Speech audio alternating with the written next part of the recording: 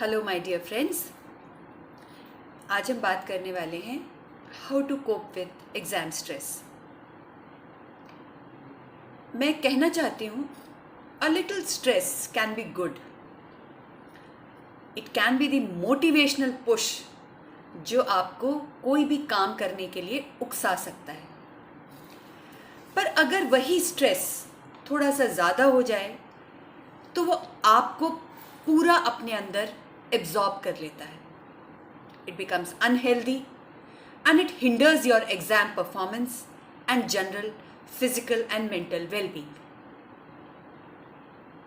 So why not turn your stress around and use those hormones and extra energy into increasing your concentration, into preparing for your exams.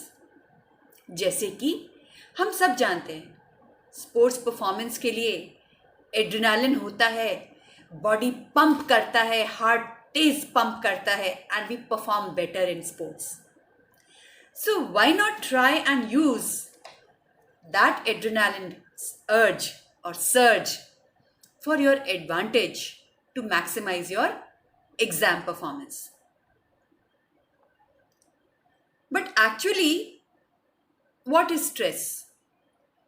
Some signs of stress in young students, they include confusion होना दिमाग में, समझ नहीं आना हम क्या पढ़ रहे हैं, अपने दोस्तों से बातें न कर पाना, उनसे बात करने का मन न करना. आमतौर पे हम कहते हैं लो फील कर रहे हैं, मन नहीं कर रहा, कोई भी काम करने का मन नहीं करना,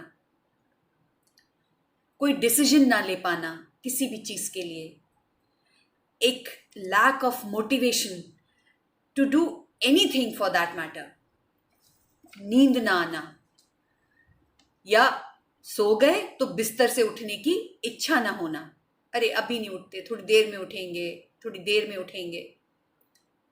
मसल्स टेंस हो जाना, पूरे शरीर में दर्द की फीलिंग होना, हेडेक होना, पेट खराब हो जाना, बार बार टॉयलेट जाना, नौजिया होना, वॉमिटिंग का सेंसेशन होना, चेयर पर बैठकर इधर उधर देखना, कभी समझ नहीं आ रहा क्या कर रहे हैं हम, नेल बाइट करना, टीथ ग्राइंड करना, ये सारे साइंस हैं एक्सेसिव स्ट्रेस के.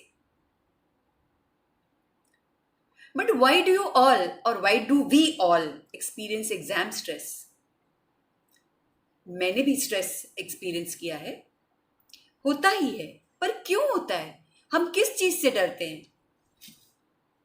या तो हम अपने फेलियर से डरे हुए हैं, या हमें लगता है कि हमारी प्रिपरेशन पूरी नहीं है, ठीक से प्रिपेयर नहीं किया है हमने, या हम अपने एग्जाम में एक्सेप्शनली परफॉर्म करना चाहते हैं,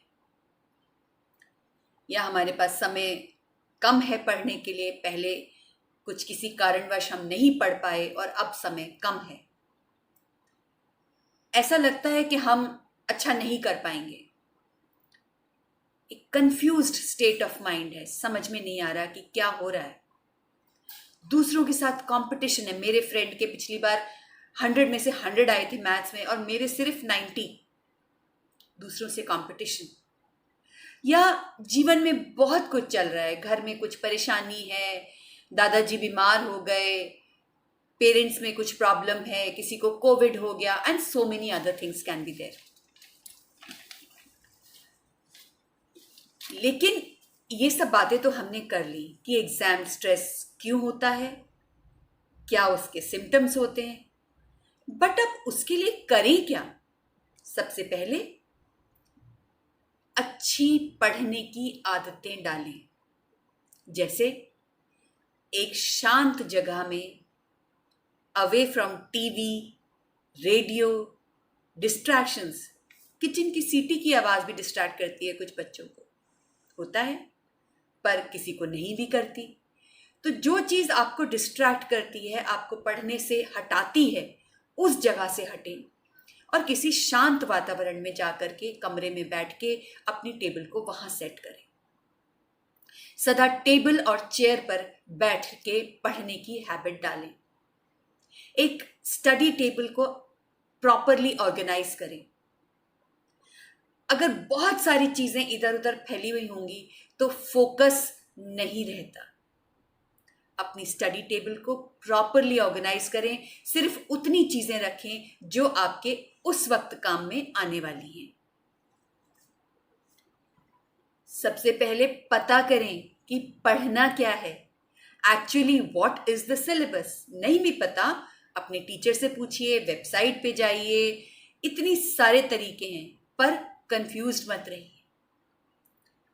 एक प्लान बनाइए, छोटे छोटे स्टडी सेशन ऑर्गेनाइज कीजिए, जैसे कि मैंने 1 घंटे में इतना खत्म करना है। अपने आप को उस चीज के लिए रिवॉर्ड कीजिए कि अरे वाह, आज मेरा इतना, मैंने सोचा था कि मैं यहां से यहां तक पढ़ूंगा या पढ़ूंगी और मैं वो कर पाए। रिवॉर्ड क्या देना है? एक फोन कॉल कीजिए अपने दोस्त को, एक छोटा सा टीवी शो देखिए, एक प्यारा सा गाना सुनिए, है ना? Relaxation techniques. अपना जो भी आप टारगेट बनाते हैं, छोटे छोटे टारगेट्स बनाइए, आधा घंटे के, 15 मिनट के, 20 मिनट के। पूरा दिन क्या करना है या 10 दिन के बाद एग्जाम है, उसको सोचना छोड़ दीजिए। जब भी आप ये सोचेंगे अरे मेरा तो सिलेबस बहुत बाकी है और एग्जाम के में तो 1 हफ्ता रह गया है, तो आप जरूर स्ट्रेस आउट होंगे।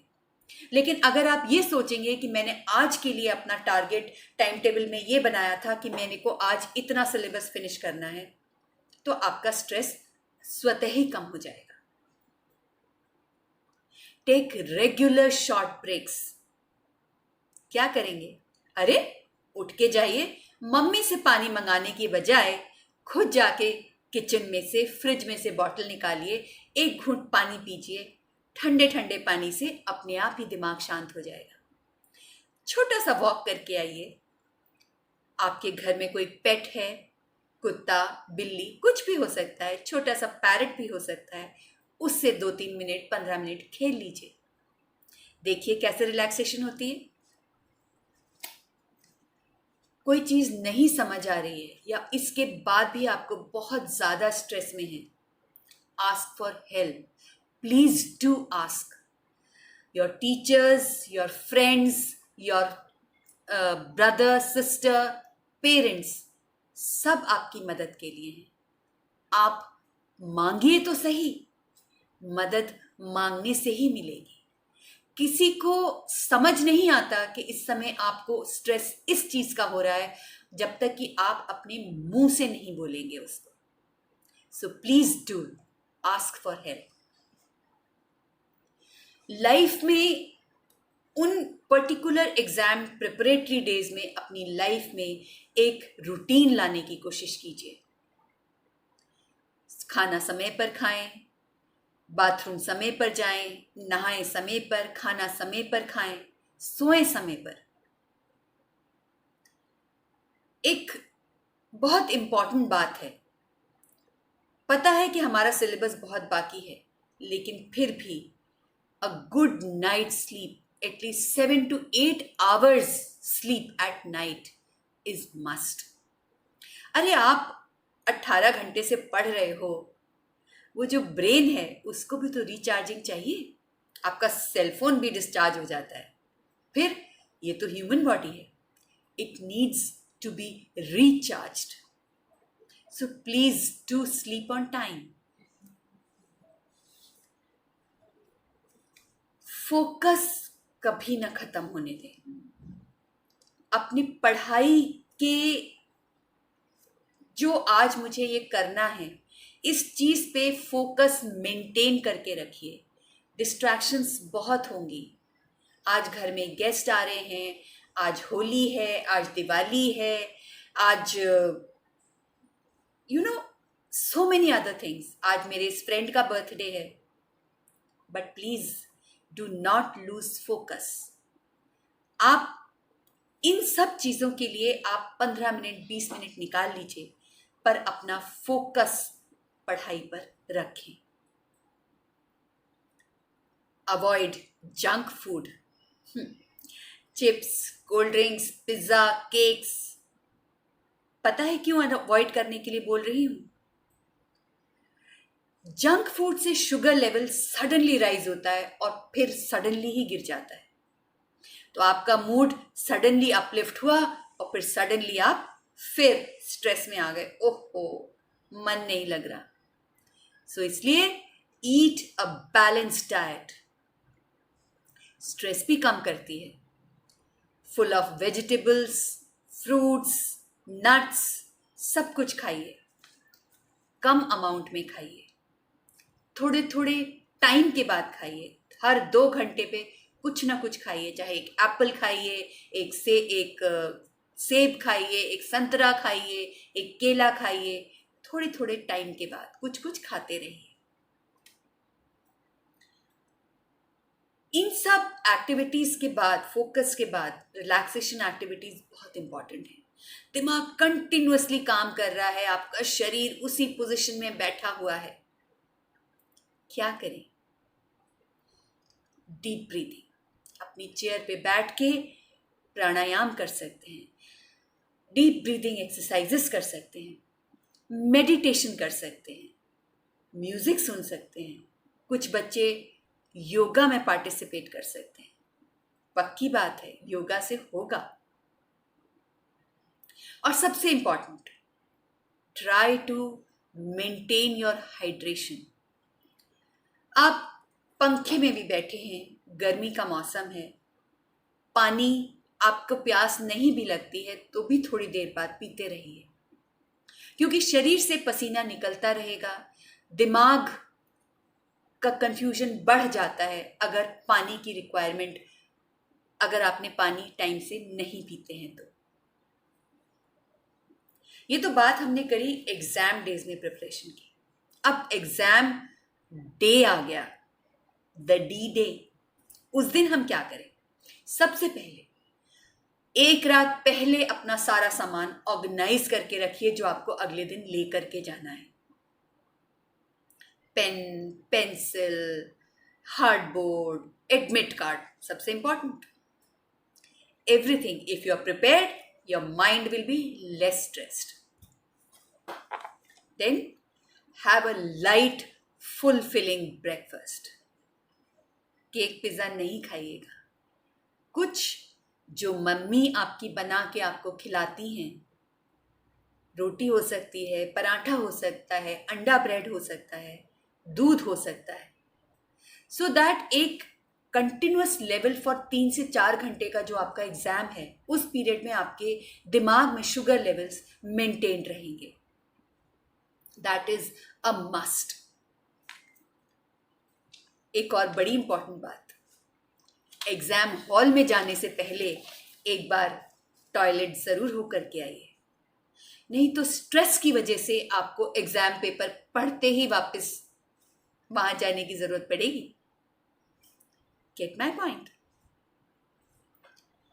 एग्जाम पेपर आने के बाद 2-3 डीप ब्रेथ्स लीजिए, अपने दिमाग को, मन को, हृदय को शांत करने की कोशिश कीजिए। पेपर आराम से पढ़िए। आराम से पढ़ने के बाद अपने समय को, you time yourself for each question. इस तरह से टाइम करिए कि अपने टाइम को, आपके पास समय उतना बचता है कि आप एक बार पेपर आपने क्या आंसर किया है उसको एक बार पूरा दोबारा से रिवाइज कर सकें। I hope, my dear friends, my points would have helped and will help you in relieving your exam stress. So, till next time, I am Dr. Ritu Kaushik, and I hope all of you a very, very good luck for your coming up exams.